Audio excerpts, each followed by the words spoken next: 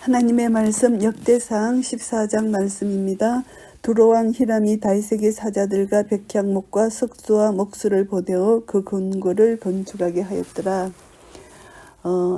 이 본문 이 내용은 다윗 왕의 통치 말기에 있었던 것입니다. 다윗 왕 통치 초기에는 전쟁이 많았기 때문에 전쟁 와중에서 궁궐을 건축할 여유가 없었고요. 히람 왕은 다윗 왕 후기에 등장하고 솔로몬 왕의 시대까지 살았던 인물이고요. 히람 왕의 사절단 파견은 분명 다윗 왕조가 크게 강대해진 후에 하해의 목적으로 보내졌을 것이라는 것을 알 수가 있고요.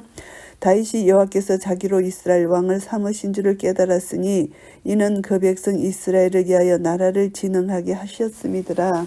이들이 이제 다윗이 왕이 된 것은 수많은 역사를 통해서 그들이 이제 경험을 했습니다.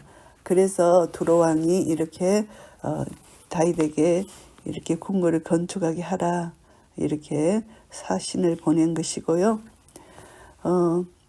다윗이 예루살렘에서 또 아내들을 취하여 또 자녀를 낳았으니 여기서 보면은 다윗 왕의 축접 행위를 용인하는 것으로 보면 안 됩니다. 신정국가 왕의 축접 행위는 율법의 엄히 금지되어 있는 것입니다.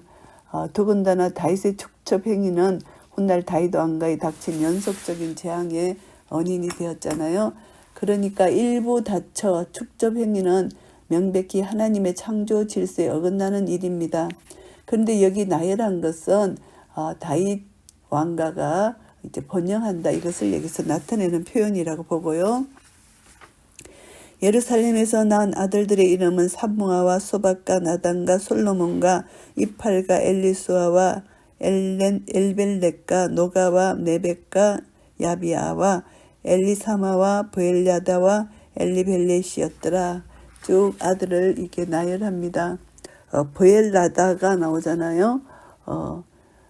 이것을 보면은 브엘야다는 주 바알께서 아신다 이런 뜻인데 후에 이스라엘 민족에게 바알 우상이 알려지면서 바알이란 이름이 사람들에게 혐오감을 주자 바알 대신 엘로 바꾸어서 그의 이름을 엘야다로 개명했다고 합니다. 다윗이 기름 부음을 받아 온 이스라엘의 왕이 되었다 함을 블레셋 사람이 듣고 다윗을 찾으러 다 올라오매 다윗이 듣고 방비하러 나갔으나 블레셋 사람이 이미 이르러 러바임 골짜기를 침범하였는지라.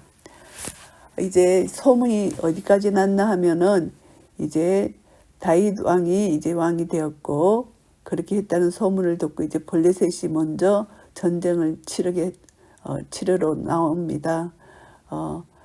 이 전투는 다윗이 이스라엘 왕이 된 직후에 있었던 것이고 블레셋 군대가 예루살렘을 공략하지 않고 러바임 골짜기를 공략했다는 것은 다윗이 아직 예루살렘 성읍을 정복하지 못했다는 것을 보여주는 것이고 블레셋 사람들이 다윗 왕이 어디에 있었는지 알지 못하고 그를 찾았다는 것을 보면은 그때인 것을 알게 되고요. 그래서 이 사건은 하나님의 궤를 옮긴 사건 전이다. 예루살렘 정복 사건 전이다. 이것을 알 수가 있습니다. 다윗을 찾으러 다 올라왔다. 블레셋 사람이 다윗을 찾으러 올라온 것은 그를 죽이기 위한 것이고요. 블레셋 사람들의 행동은 이전에 아기스 왕이 다윗에게 베푼 호의에 비하면 엄청나게 달라진 행동이잖아요. 이전에는 다윗에게 사울 왕에게 쫓기는 신세가 되었을 때 이제 블레셋 아기스 왕이 시글락을 거처로 주고 그를 죽일 수 있었음에도 불구하고 호의를 베풀었잖아요. 그것은 이제 정치적 계산이죠. 다윗을 살려둠으로 사울과 다윗 간의 세력 다툼을 조장하고 이스라엘을 크게 분열시키고자 했던 것이잖아요. 그런데 이제 온 이스라엘 왕이 된 겁니다. 다윗이. 그러니까 자신에게 미칠 그것을 생각하니까 이제 빨리 다윗을 죽여야 되겠다 이렇게 생각한 거죠. 그래서 이제 그들이 쳐들어왔을 때 다윗이 이제 덮고 방비하러 나갔습니다. 블레셋 사람이 이미 이르러 러바임 골짜기를 침범했잖아요. 그래서 이제 다윗이 하나님께 묻습니다. 물어 가로되 내가 블레셋 사람을 치러 올라가리까 주께서 저희를 내 손에 붙이시겠나이까. 여호와께서 이르시되 올라가라 내가 저희를 내 손에 붙이리라 하신지라. 이제 르바임 골짜기는 예루살렘 서남쪽에 위치한 골짜기입니다. 유다 지파와 베냐민 지파의 경계지에 위치해 있고요. 블레셋 대군이 먼저 이것을 침범했던 것은 군사 전략적인 의도에서 비롯된 것이고, 블레셋 군대는 양 지파의 경계지고 이스라엘의 허리 부분에 해당하는 이 지역을 차지함으로써 남북 간의 교통을 차단하고 이스라엘의 통일을 분열시키려 했던 것입니다. 그런데 이제 다윗이 하나님께 여쭤봤을 때 하나님께서 분명히 승리를 주실 것이라는 것입니다.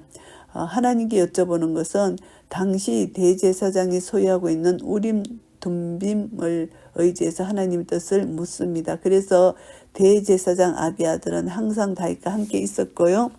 이제 이에 무리가 바알 브라심으로 올라갔더니 다윗이 거기서 저희를 치고 가로되 하나님이 물을 흩음같이 내 손으로 내 대적을 흩으셨다 하므로 그곳 이름을 바알 브라심이라 칭하니라. 여기서는 이제 흩으심의 주라는 뜻, 이것이 바알 브라심입니다. 물을 흩음같이 블레셋 대군을 쉽게 물리치게 해주신 하나님의 은총을 기념하기 위해서 다윗 왕이 지은 새로운 지명 이름이고요. 블레셋 사람이 그 우상을 그곳에 버렸으므로 다윗이 명하여 불에 사르니라. 보통 건동 지방에서 전쟁의 승리를 자기들이 신봉하는 신이 가져다 준다고 믿었기 때문에 당시 사람들은 전쟁 시에 그들의 신상을 가지고 다녔는데, 이렇게 중요한 우상을 블레셋 사람들이 버리고 갔다는 것은 그 당시 얼마나 겁에 질려서 무질서하게 후퇴했는가, 신상까지도 놓치고 갈 정도로 그것을 알 수가 있습니다. 그래서 다윗은 우상에 대한 하나님의 율법에 따른 행동으로 그것을 이제 불태워 버렸습니다. 그래서 이제 이것을 보면은 참 그들이 전번 전쟁에서 승리해서 사울왕의 머리를 자기들이 신당에 바친 그런 행위를 했잖아요. 그런데 지금은 자기들의 신이 사울왕을 죽게 했다고 믿고 크게 기뻐했는데, 지금은 그들이 믿었던 우상을 이제 버리고 가고 다윗은 그것을 불태우는 이런 일이 일어나는 것입니다. 그래서 이것을 보면은 우상을 숭배하는 자들의 허무한 종말을 우리가 알 수가 있고요. 전능하신 하나님 외에 일체의 대상에 의탁하려는 행위는 어리석은 행위다, 이것을 우리가 알 수가 있습니다. 블레셋 사람이 다시 골짜기를 침범한지라 이제 블레셋 군대 2차 공격입니다. 그들은 이제 1차에서 이제 패배했기 때문에 더욱 많은 군사를 이끌고 쳐들어왔을 것이고, 다윗이 또 하나님께 여쭙습니다. 묻자온데 하나님이 이르시되 마주 올라가지 말고 저희 뒤로 돌아 뽕나무 숲을 맞은편에서 저희를 업섭하되, 하나님께 또 우림과 둠빔으로 하나님 뜻을 알아보았을 것입니다. 그랬을 때 하나님께서 이제 지시하시기를 정면 충돌을 하지 말라는 것입니다. 그래서 왜냐하면 다윗의 정예 부대와 비교도 안 될 만큼 엄청난 대군을 끌고 왔기 때문에, 그래서 하나님의 방법대로 뽕나무 숲을 맞은편 거기에서 이제 숨게 하십니다. 뽕나무 꼭대기에서 걸음 걷는 소리가 들리거든 곧 나가서 싸우라. 하나님이 내 앞서 나아가서 블레셋 사람의 군대를 치리라 하신지라. 이제 걸음 걷는 소리를 듣거든 이제 나오라는 것입니다. 여호와의 진군, 여호와의 군대의 행군을 지시하는 말인데요. 여호와께서 이스라엘 위에서 진군하실 때 그는 이스라엘보다 앞에서 행하시고 반드시 이스라엘에게 승리를 안겨주신다.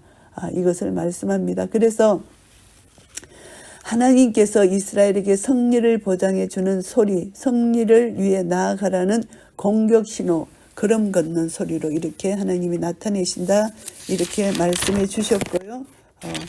그리고 이제 이에 다윗이 하나님의 명대로 행하여 블레셋 사람의 군대를 쳤어 기브온에서부터 게셀까지 이르렀더니, 다윗 왕의 특징적 행동, 다윗 왕제 번영의 원천이 하나님께 여쭤보는 것입니다.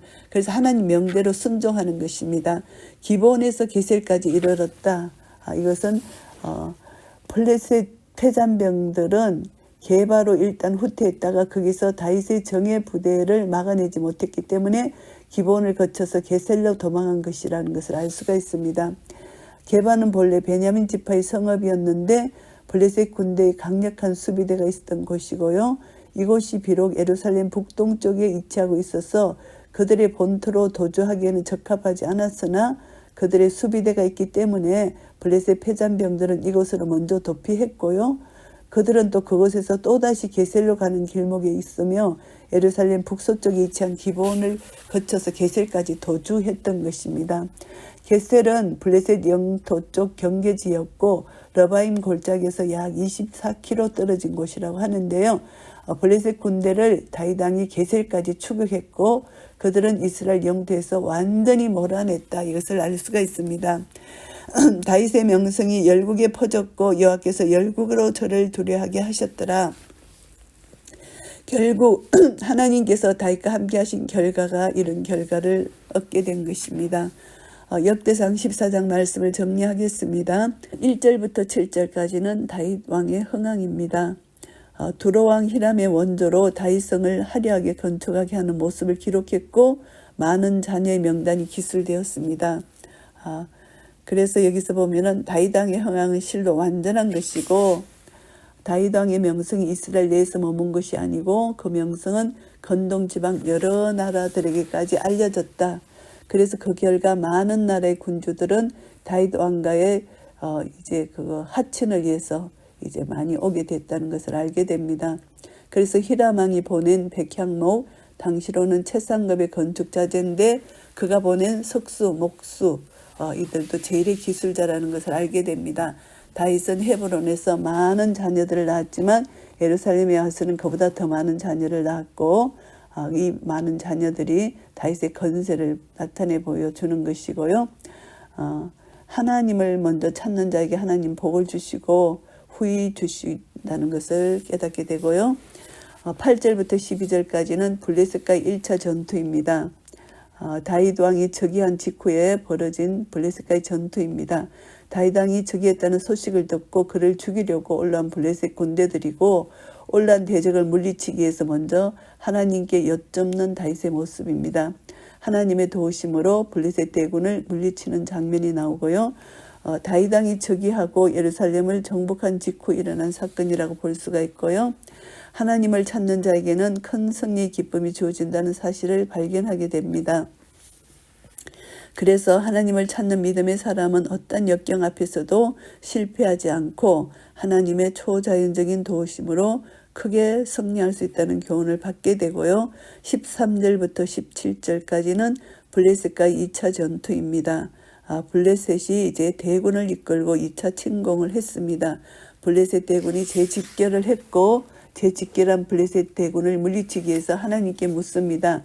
다윗 왕이 이제 승리의 방도를 가르쳐 주시는 하나님을 순종하게 됩니다. 그래서 완전한 승리를 얻게 되는 것입니다.